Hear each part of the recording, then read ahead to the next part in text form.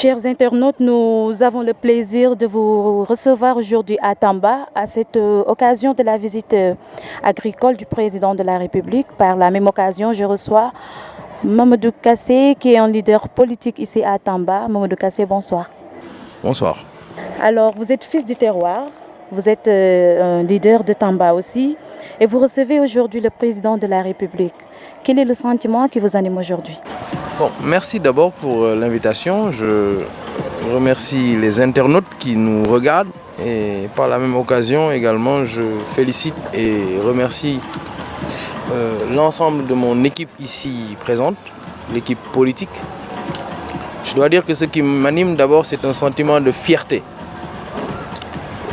parce que lorsqu'on reçoit un personnage de la dimension du président de la République, il est évident que nous devons mettre les petits plats sur les grands pour qu'effectivement cette visite soit le plus gai pour lui, mais également significatif en termes politiques. Parce que le président se déplace dans un de ses fiefs. Il y a réalisé depuis plusieurs années des scores qui sont assez impressionnants dans la politique, autant sur des échéances locales que des échéances nationales. Donc c'est un sentiment de fierté qui m'anime, un sentiment de joie après cette forte et exceptionnelle mobilisation des militants derrière le président de la République. En parlant de cette mobilisation, qu'est-ce que vous a le plus motivé? Et M. Kassé, qu'est-ce que vous avez fait pour mériter toute cette mobilisation dont on a vu aujourd'hui? Vous savez, moi, je n'ai aucun mérite. En tout cas, pas un grand mérite, pas plus que les responsables, les militants à la base, qui tous les jours œuvrent pour rendre visibles les réalisations du président de la République, œuvrent pour une cote de popularité plus importante pour le président de la République, mais aussi simplement pour l'engagement qu'ils ont pour leur terroir. Donc j'ai la chance d'être à la tête de ce formidable groupe et jeunes,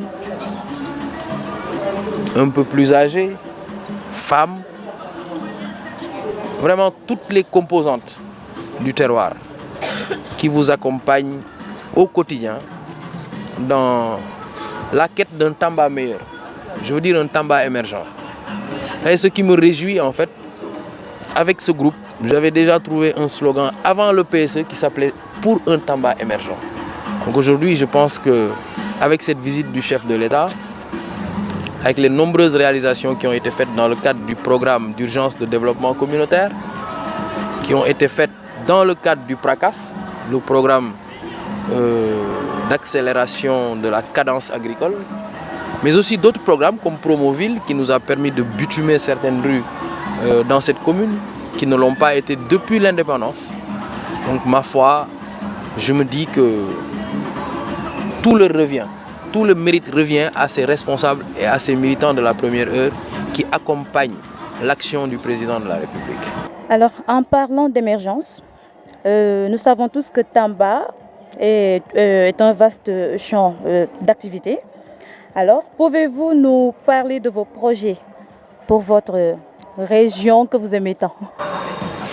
Bon, il y a plusieurs types de projets. Il y a des projets sur lesquels nous nous accompagnons. Parce que la spécificité du président de la République et peut-être sa force, c'est qu'il a un programme. Il est arrivé à la tête de ce pays-là avec un programme. Aujourd'hui, il est en train de dérouler un projet national qui est le plan Sénégal émergent. Qui se promet en réalité de réduire les gaps infrastructurels entre les territoires, qui se promet de donner finalement une croissance développante, si je puis m'exprimer ainsi, mais aussi une transformation structurelle de notre économie. Parce qu'effectivement, nous en avons besoin. C'est-à-dire que nous avons toujours travaillé pour la conjoncture. Mais aujourd'hui, nous travaillons pour le long terme et pour le durable. Et ma foi, c'est peut-être d'abord le premier pan de l'ambition que j'ai pour mon terroir, c'est que ce terroir ait toute sa place dans le plan Sénégal émergent. Ça, c'est le sens de mon engagement peut-être auprès du président de la République. La deuxième chose, c'est un engagement personnel. Parce que je vais vous dire, moi j'aurais beau faire tous les continents du monde, à chaque fois que je passe une nuit hors du Sénégal, je me réveille en pensant à mon petit terroir de Tambacounda. Que ce soit en Chine, au Japon ou au Canada, c'est pareil. Je peux me réveiller autour de gratte-ciel et penser peut-être aux petites maisons en banco où j'ai cette chaleur humaine, des gens qui m'accompagnent, comme vous avez pu le voir aujourd'hui. Cette chaleur, je ne peux pas la trouver au Canada, je ne peux pas la trouver en France, et d'ailleurs je ne la trouve même pas à Ziguinchor. Donc Tamba est mon coin à moi. J'ai une affection particulière pour ce terroir, parce que les gens sont vrais, les gens sont comme ils sont simples mais vrais, ils sont pauvres mais dignes, ils sont émergents. Donc ça c'est le deuxième projet. Donc je dirais c'est de les rendre un peu plus heureux, parce que malheureusement ce qu'on a connu depuis 1960, c'est un oubli de notre territoire, une caricature de notre territoire, en nous disant que vous êtes toujours trop loin, trop enclavé, il fait trop chaud, et pourtant il y a tellement de richesses. Quand on veut de l'or, c'est à Tamba qu'on vient ou à Kédougou. Mais néanmoins, on nous a toujours oubliés. Donc le combat, c'est également qu'on existe, que les gens soient fiers d'être de Tamba. Moi, j'ai toujours été fier de naître à Tamba et d'être de Tamba, d'affirmer ma Tamba Kunte, je ne sais pas, ou mon caractère Tambacoundois, je ne sais pas comment je vais l'exprimer, mais en tout cas, il y a quelque chose, ce sentiment d'appartenance au Sénégal oriental.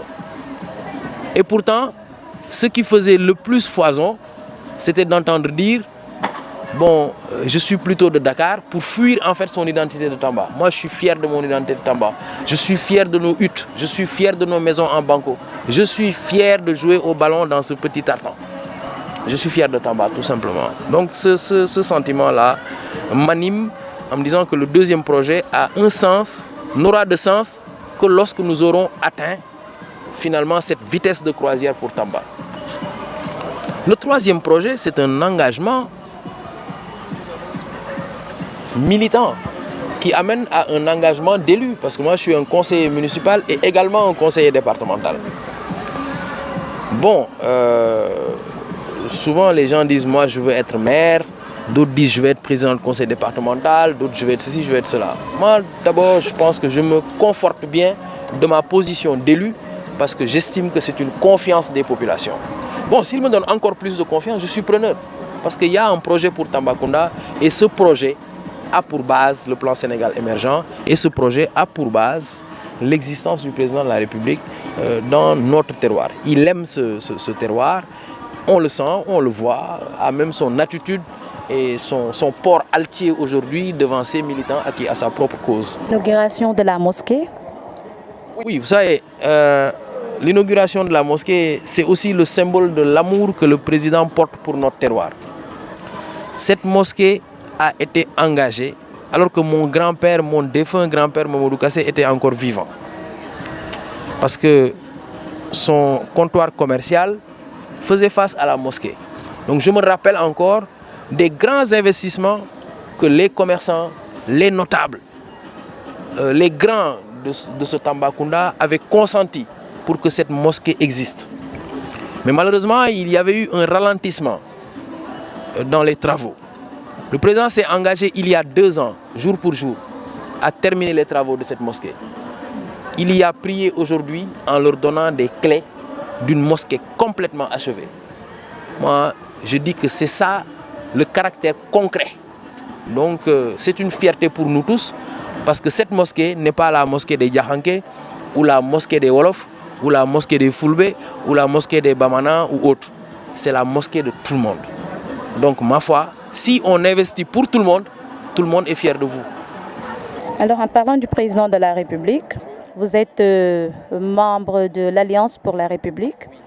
Et pourquoi le choix de l'APR? Bon, Je peux dire d'abord, moi, mon choix de l'APR, moi j'avais complètement abandonné la politique, parce que j'avais commencé à embrasser un peu la politique avec Ande Diouf. Comme tous les bons gauchistes, on était de grands théoriciens de la politique sans avoir réellement cet aspect politique de masse.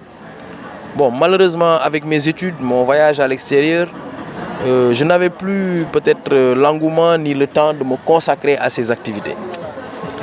Donc à mon retour, j'ai travaillé quelques années et puis je me suis dit, il faut peut-être que je m'engage. Mais je n'avais rien vu qui me semblait en tout cas cohérent comme projet. Je le dis ici, moi je n'ai jamais été membre du Parti démocratique sénégalais. Je n'ai jamais adhéré à cette cause-là. J'ai connu le président, peut-être pendant qu'il était au PDS, mais moi je n'étais pas au PDS. Mais lorsqu'il y a eu ce fameux refus du projet monarchique et le courage qui avait alimenté finalement ce projet et qui l'avait animé, j'avais apprécié moi son discours. J'avais apprécié son courage de démissionner d'un poste aussi prestigieux pour dire j'ai un projet et moi aussi je vais me présenter pour solliciter la voix des Sénégalais. J'ai relu ce projet au moins 10 fois et j'ai adhéré à ce discours. Je suis allé le voir et je lui ai dit que je souhaitais en tout cas l'accompagner dans cette dynamique. Et depuis, nous sommes ensemble. J'avoue que mon engagement à l'APR ne tient qu'à une seule personne, au président Macky Sall et à sa personne. Maintenant, je suis fier de ce parti aussi. Alors, en parlant toujours de l'APR, quelles sont les actions que vous avez pu mener jusque-là? Bon, nous déjà, à la base de l'APR, nous avons beaucoup travaillé sur le programme du président. Parce que moi, j'étais dans le privé, donc la charge de travail était un peu énorme. Donc, j'étais directeur d'exploitation d'une très grande boîte de promotion immobilière, Telium Properties. Et à chaque fois que je trouvais du temps, je travaillais avec un certain nombre de personnes qui étaient sélectionnées par le président de la République pour lui proposer un projet. Il y avait un cabinet qui travaillait sur ce projet. Et je travaillais étroitement, surtout avec Doudouka, l'administrateur général du FONGIP. Et nous travaillions à donner, en tout cas, des idées, ou en tout cas, pas donner des idées d'ailleurs, à surtout mettre en forme les idées exceptionnelles et nombreuses du président de la République et son ambition pour le Sénégal. Bon, à part ça, il y avait aussi l'engagement en tant que tel. Au départ, n'ayant peut-être pas le temps toujours de lui servir de relais à Tambacounda, comme j'aurais pu le faire, alors je me suis engagé à ses côtés dans le quartier où habitait mon père, le Point E, qui me semblait beaucoup plus accessible, en tout cas à cette période de notre cheminement. Donc j'étais son mandataire d'ailleurs, dans le centre de vote où votait le président Abdoulaye Wade. C'est moi qui le représentais là-bas.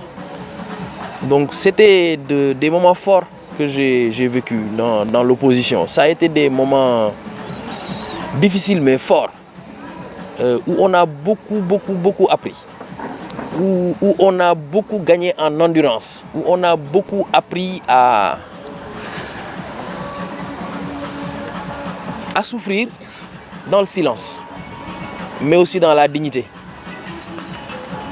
Mais finalement, nous avons porté quand même, les Sénégalais ont porté le président à la tête de ce pays de la plus belle des manières. Et ce fut notre fierté. Et même pas un mois après, il m'a nommé comme conseiller technique en charge des questions d'urbanisme et d'habitat auprès de lui, en couplant ce poste avec un autre poste de président du conseil de surveillance de l'ANAT. Bon, à un moment donné, il m'a retiré un des postes. Je pense que politiquement, c'était un peu difficile parce que les gens avaient interpréter peut-être cela comme une sanction. Mes militants en ont beaucoup souffert. Mais on a su gérer avec dignité, continuer le travail d'arrache-pied jusqu'au jour d'il y a peut-être 4 mois, jour pour jour. Le président m'a fait l'honneur de me nommer comme directeur général de la SNHLM, une des plus vieilles sociétés nationales de ce pays, qui est plus vieille que moi d'ailleurs, parce que la SNHLM est née en 1959. Donc ça a réjoui tout le monde en était ému, et peut-être qu'on aura l'occasion de reparler des missions à ce niveau-là. Donc voilà un peu le cheminement que j'ai eu avec le président de la République, avec cette marque de confiance qu'il a en moi et qui me touche au plus profond de moi-même. Parce que, vous savez, quand vous avez travaillé à côté d'un président de la République, c'est là que vous mesurez la dimension de l'institution qu'il représente. Les gens l'ont connu dans l'opposition comme président de parti, très proche d'eux-mêmes, très simple, très accessible. Mais aujourd'hui, les lourdes charges qui entourent sa profession en font un homme peut-être un peu moins accessible, mais toujours aussi simple. Et j'apprécie. En tant que nouveau directeur de la SNHLM, quels sont vos projets pour Tamba? Bon, d'ailleurs, il y a 15 jours, je suis allé sur le terrain pour m'enquérir un peu de la situation d'un titre foncier important que la SNHLM détient à Tambacounda. Parce qu'il faut savoir quand même que la SNHLM a une histoire à Tambacounda. Nous sommes déjà au 3e développement immobilier. Bon, on en a fait un abattoir et 2 autres entre Liberté et Sara-Guilel, qui sont des quartiers. Hein. Donc aujourd'hui, nous ambitionnons donc, dans l'extension de Sara-Guilel de faire émerger un projet immobilier. À la base, quand je l'ai retrouvé, c'était des parcelles assainies, donc des terrains viabilisés, qui permettaient au plus grand nombre de Sénégalais d'accéder à une assiette foncière. Moi, j'ai décidé avec mes techniciens d'ériger quand même un programme de logement, parce que je pense que nous méritons d'avoir une 4e cité HLM. Donc la dernière fois, je suis allé sur le terrain, me rendre compte un peu de l'état d'avancement. La viabilisation est parfaite. Donc nous estimons que dès janvier, dès décembre peut-être même, nous pourrons poser la première pierre des 50 logements. Nous avons attribué le marché pour les logements témoins et je pense, si mes prévisions sont bonnes, qu'en février ou en mars, nous pourrons démarrer le premier lot de 50 logements de ce qui constituera une des plus grandes cités de Tambacounda. Alors, qu'est-ce que la jeunesse de Tamba peut attendre de vous? Non, moi je m'attendais d'abord que vous... Vous attendez, voilà, qu'est-ce que vous... Je m'attendais d'abord que vous me posiez la question de savoir qu'est-ce qu'on a fait à Ziguinchor. Parce qu'à Ziguinchor, moi je me suis quand même déplacé. Je suis allé à Kenya, j'ai quand même réceptionné 52 logements, je suis en train d'en faire 52 autres, derrière l'université Hassan Sek. Bon, je suis allé à Kanten sur le terrain, les 150 hectares qui posent problème. Qu'est-ce que vous comptez faire maintenant pour ces logements qui ont déjà des problèmes? Bon, Kanten, en fait, on a quelques difficultés. Parce que, comme vous ne l'ignorez pas, c'est un terrain qui appartient à la SNHLM. C'est un titre foncier de la SNHLM. Mais malheureusement, il y a de vieilles, je dirais, des occupants, de vieux occupants, qui aujourd'hui réclament un certain nombre de droits. Bon, ils n'ont pas de droits réels sur le terrain, mais ils réclament un certain nombre de droits. Mais moi, je pense que quand même, justice doit être faite, dans le sens où, dans Ziguinchor intramuros, il n'y a plus d'assiette foncière. Mais après le cimetière de Kanten, c'est la seule zone foncière qui existe d'extension de la ville. Il faut qu'on puisse dénouer cette question-là pour que, effectivement, les Ziguinchorois, les Casamancés, puissent aussi accéder à des logements accessibles, Deuxièmement, à des parcelles également et qui permettent une autoconstruction. Voilà pour moi la conception que j'en ai. Donc je suis, moi, prêt avec toute l'équipe de la SNHLM à négocier certaines choses, mais il faut effectivement qu'on prenne possession sur ce terrain, de ce terrain et qu'on en fasse des choses pour les populations. En tant que fils de Tamba, quels sont vos rêves pour Tamba? Moi, je me demande si je ne vis déjà pas mon rêve. Moi, je vis mon rêve. Moi, tous les 15 jours, je suis là. Je suis entouré d'hommes valeureux, de jeunes qui en veulent, qui sont avec moi. Je sens qu'on avance ensemble. C'est pas facile. Mais quand je me remémore un peu le début de notre cheminement, je me dis aujourd'hui, tout le monde a évolué. Eux, ils me voient évoluer et je les vois également évoluer. Bon, c'est vrai que c'est difficile. Parce que moi, j'aurais aimé pouvoir régler le problème de tout le monde. Mais malheureusement, je ne peux pas. Mais au moins, je sens qu'il y a des choses qui ont évolué. Des choses qui se sont endurcies. Et quelque chose est né ici, entre nous. Donc moi, à chaque fois que je viens ici, je vis carrément mon rêve. L'arrivée de Mamadou Kassé à Tambacounda, je crois que c'est une arrivée que toute la population et surtout la jeunesse a vraiment salué. Dans la mesure où à Tambacounda, on avait une autre façon de faire la politique. C'est-à-dire qu'on avait l'habitude, il y avait nos aînés, nos papas, nos vieux qui étaient là, bon, qui faisaient la politique d'une autre façon. Donc les jeunes n'avaient même pas accès à la chose. Parfois, bon, on avait tendance à vous faire fuir en vous disant que non, la politique s'est réservée uniquement aux vieux. Donc, et puis leur façon de faire la politique, c'était une politique qui n'était pas bénéfique pour la jeunesse ni pour la population. Autrement dit, on se servait de la population, on se servait des jeunes. Donc l'arrivée de Mamadou Kassé à Tambacounda, la donne a changé. Donc intelligemment, il a dit que non, moi, je vais essayer d'amener mon propre style. Donc il a dit que bon, pour réussir, bon, je vais devoir coopter des jeunes dynamiques, des fonctionnaires qui ne vont pas essayer là de me faire des trucs, des coups bas. Chaque déplacement, je n'ai pas de dépenses, je n'ai pas ceci, cela. Bon, pour les initier à une conviction. Donc très tôt, il a compris ça. Et on a commencé à travailler. Au bout de 6 mois, la mayonnaise a pris. Depuis 1960 jusqu'à présent, aujourd'hui, ce qu'on a mobilisé, on ne l'a jamais vu à Tambacounda. Moi-même, je vous dis que il y a 4 jours de cela, Mamadou Kassé nous a mis dans d'excellentes conditions. On avait 4 véhicules qu'il a mis à notre disposition. On a sillonné tous les villages environnants de Tambacounda.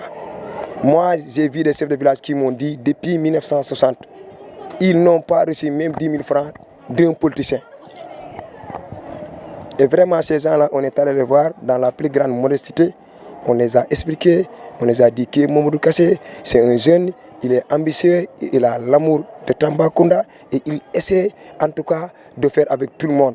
Nous sommes vraiment contents, nous les jeunes de Tambacounda. Nous sommes aujourd'hui derrière Kassé pour un seul but.